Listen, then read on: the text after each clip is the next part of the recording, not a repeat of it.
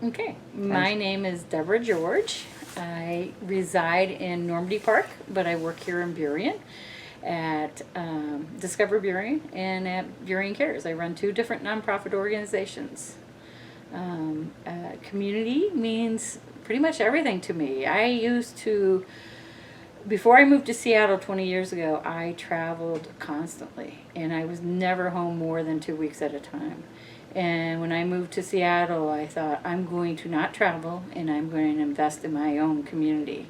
And that's what I did, I found a job in Burien, with Discover Burien, started the nonprofit organization, and from there on, I invested every work day for the last 20 years and kind of creating what I would want my community to be. And my job back then is the same job that I have today, which is creating fun.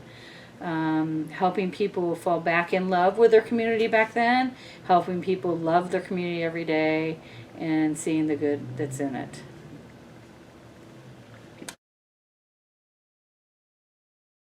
I am blessed, but I'm cursed. I tell everyone the story is that I'm blessed because I absolutely love what I do. I'm cursed because if you love what you do, you never take a break from it. You can't seem to let it go. Why would I want to go on vacation when I'm so excited every day to get up and work?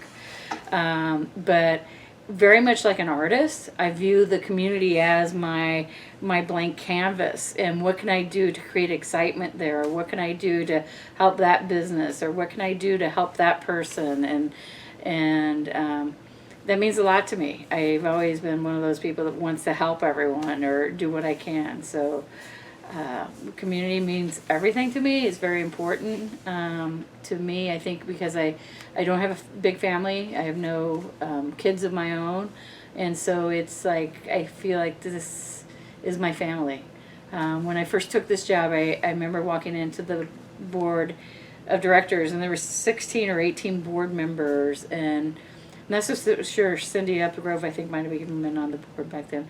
But I looked around that table and I felt like I saw my family. I felt a sense of place right away before I even said one word out of my mouth and before they really said anything. So I knew I landed exactly where I was supposed to be. And at the time, I told them that I'd give them 8 years. And here I am 20 years later, and I can't even imagine, not being here another 20 years. So. Well, I think the first project I worked on in this community was redesigning 152nd Street. Obviously, I didn't do it. All I was is the liaison between the businesses, the contractor, and the city. Just making sure to keep the businesses open, doing what we could to keep the foot traffic going. And we changed the street by putting in angle parking and making it more pedestrian friendly.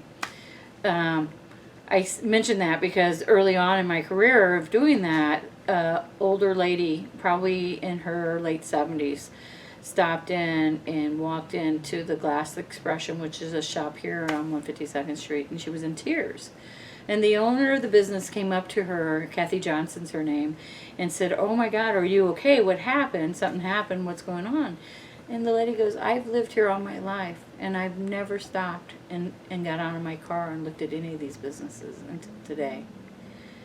And I'm just blown away by all the cool shops, and I'm disappointed how I didn't experience that sooner." That right there made my job worth everything, having that. And it to this day, I mean, last night we did a taste of Burien. And the amount of people that came out, we had 200 people come out, and I heard time and time again, almost for everyone, "Oh my God, I've never seen that restaurant before. I never tasted that food before. Or, oh, this is cool, so cool."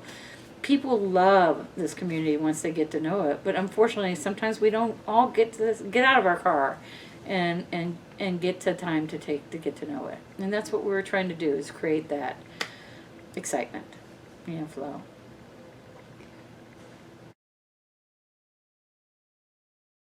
Oh gosh, my work in so many ways touches me every day just by working with the people. Um, do I have any examples? I think Pride's a great example, as we're talking about this interview in Pride, about how it was a little picnic. It started out as a little picnic, and I wasn't even involved. And the city asked me if I could get involved, and so I went to them and said, let's do something bigger. And in that 6 or 8 weeks that we planned that event and produced that event, the whole LGBTQ community came together, and really it meant so much to everyone around that table, so much to everyone differently. It was just amazing to see the unity that we brought with that event, and it still rings true today. We got an event coming up in a week, and more people wanting to be involved, more and more people feeling comfortable to be who they are in our community. We talk about how we're the new Capitol Hill in a lot of ways, that Burien is a really strong leader in the LGBTQ community. I think that's an important story for people to know the work that came around behind that build.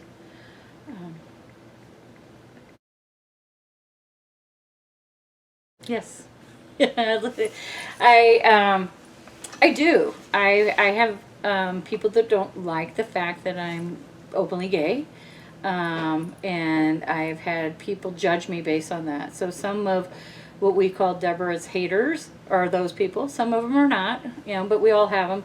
I think we had a sitting manager when I first took this job, Gary Long, and you know Gary. Yeah, but he told me something interesting, and I retain it today. He says, you have two choices. You can sit back and not do anything, and no one's going to ever say anything about you. Or if you do something, people are going to not always like what you do, but at least you're out there doing something. So I know not everyone's a fan of whether we do a Pride Festival or whether we do a Strawberry Days or a car show or a wine walk, or just not a fan of how I put together an event or how I display myself or how I look or how I talk. That's going to happen when you're out there and putting yourself out there. As an openly gay person, we could probably historically research this. I think the Highline Times had someone write a letter to the editor. How could they employ someone gay, So I had that retaliation. When I first took my job, as much as I loved my board, they were not as conscious of the LGBTQ movement. They were not conscious that I was gay, so I had to tiptoe around for the first 6 months because they kept on asking about my husband, and things like that. So we came through that. But yeah, I've had a lot of support. I've had a lot of not support, but by far the good far outweighs the bad. So we all have a little hate. I mean, I don't have hate, but we all have some haters. We had people protest the first gay pride event that we did. You could tell they were not kind of local. The flags that got stolen 2 years ago were kind of from local white supremacist group. We're kind of aware of that, and it happens. It's everywhere, and the society at the time, kind of said that was okay, and as a society we need to start saying it's not okay, no matter what your beliefs are. But we'll continue to have some of that. That's a good question, but I think I notice myself changing as I grow older, changing my thought process, changing my exit plan for whenever I want to exit Discover Burien or what I'm doing in this community is a long process, and I know that. And so even I have no intention of exiting or retiring, and so when you ask me 5 or 10 years, I plan on being here. But I am hiring more staff to help me because physically I'm not as capable, especially coming out of COVID. I think we're all not as strong as we were 2 years ago. And I feel like I'm doing more partnering with other nonprofits and other groups and trying to help them get to the next level on their events or get to the next level of their fundraising goals. and doing more partnerships. I kind of look at it this way. Discover Burien is not a cause organization. We're an organization here to help others, help other organizations. The museum is a cause organization. Highline School Foundation is a cause organization. So if we can help them raise more money and still sustain ourselves, then we're doing our job. And that's kind of, my mindset's more in that line nowadays than it is of, oh my God, I got to produce this event and make so much money so we can all get paid. You know, we're kind of building a bigger beast right now.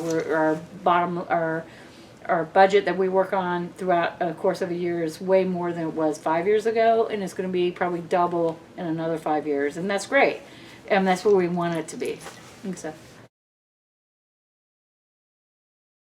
uh, Pride is definitely my favorite, I think, because for Pride, I got to get in touch with more of who I am as a person, being an openly gay person in the community, and being proud of that instead of just being a gay person. So I think Pride is probably my favorite. Farmers Market, the summertime is always favorite. You're getting me when I'm there today. But I think those are my two favorites, but I love them all. I absolutely love everything I do. I love what we're doing at Discover Burien with our commissary kitchen and our makerspace. I love, how we are able to, I have a board that supports whatever direction we feel the organization should go. I feel extremely blessed in everything that I do. I love the committee. Every year we get a different committee, and I love my committee. I love the fact that these people are volunteering their time to produce a really cool event for the community, and they're excited about it, and you see their excitement. You see how they really get into it, and it's just really fun to kind of get to know your committee people and spend some time with them. It's been a little bit difficult this year because of COVID, and we've done a lot of Zoom meetings, but I think the committee and the planning of it is my favorite. And then the day of, obviously to see all the smiling faces. And I think if I had to say what one thing the day of, or I love the beer garden. I mean, because there's just so many people just talking and having a good time. And the first year we started off as a conservative kind of small beer garden, and the next year we went a lot bigger, and this year we're closing down a whole street for a beer garden. So I love seeing just people having a good time and enjoying music and just being part of. So I would say the beer garden.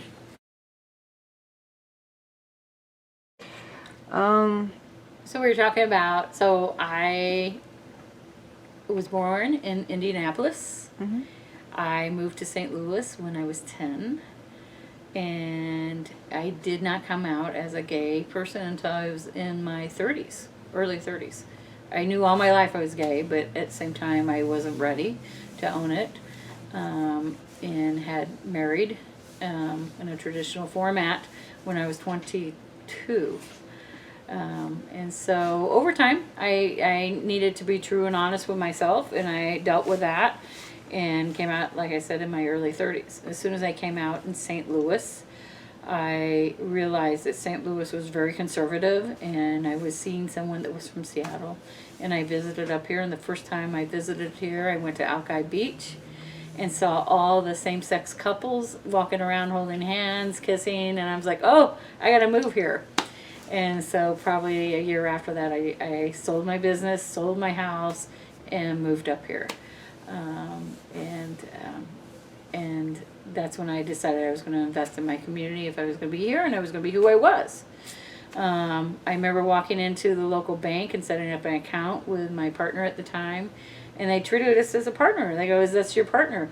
In the Midwest, 20 years ago, they didn't do that. In the Midwest, they would never even ask you that question. So it was a breath of fresh air to come up here and have it so well accepted. For me to be who I was, and from there I just think I matured so much in that platform. But historically, I don't know, didn't go to college. I was just talking though. I had a 4-year scholarship to any college basically, and I turned it down. It was a golf scholarship, and because I went to work and I was self-employed all my life. I ran an event company and did events throughout the United States. Did graphic design before that. My first job for another company was actually Discover Berrien. That's the first time I've ever had a real job, because other than that I've been self-employed. But running a nonprofit, as you know, Nancy, is like being self-employed. You answer to a board, but you have to run everything yourself. So that's why it was a good fit for me to switch into that. Right. Well, I know Sarah would be much more astute on this one. I am a traditionalist. I joke and tell people this all the time. I still have AOL. As you know, I still have AOL, which no one has AOL, right? So I'm a traditionalist. I'm a she and her and all that. And I don't understand as much as I should with what's going on in the schools and how I know people that have changed their name like every other month and they go by them and and I don't completely get it. I don't completely understand it. I applaud the schools for their openness because we will probably see a balancing of straight and gay more so. I'll give you a story. When I was in St. Louis, I actually lived in a very gay part of St. Louis before I did move here.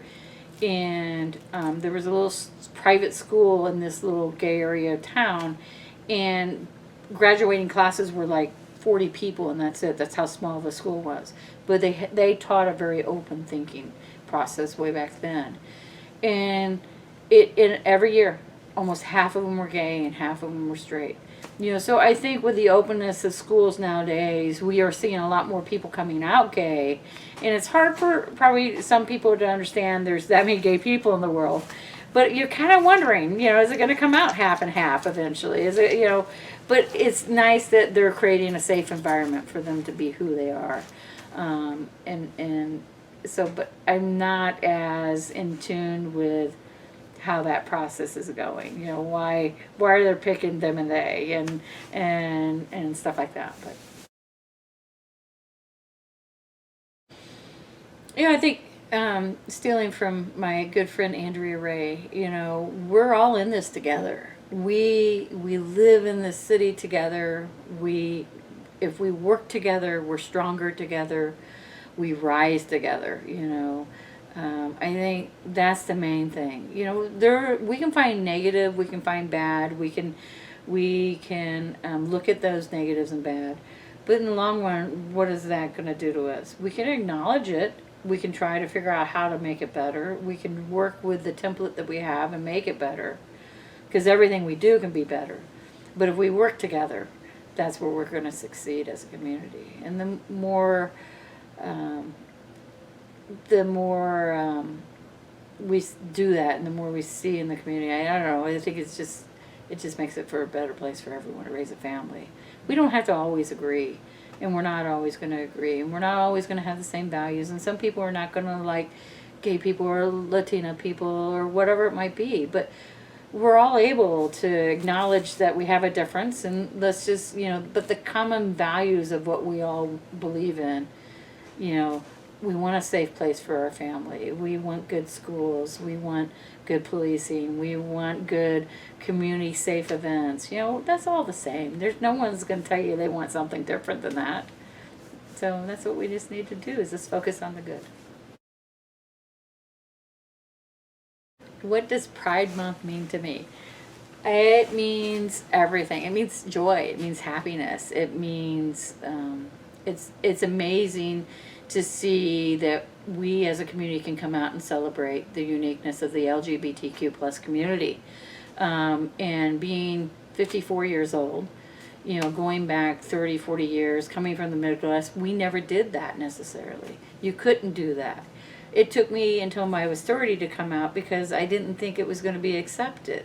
And now I get to produce an event with great committee people where thousands of people will come out and celebrate being LGBTQ plus or being allies of that community And I guarantee you, we will have thousands of people laughing and smiling and dancing and enjoying themselves. And that means everything to have that freedom.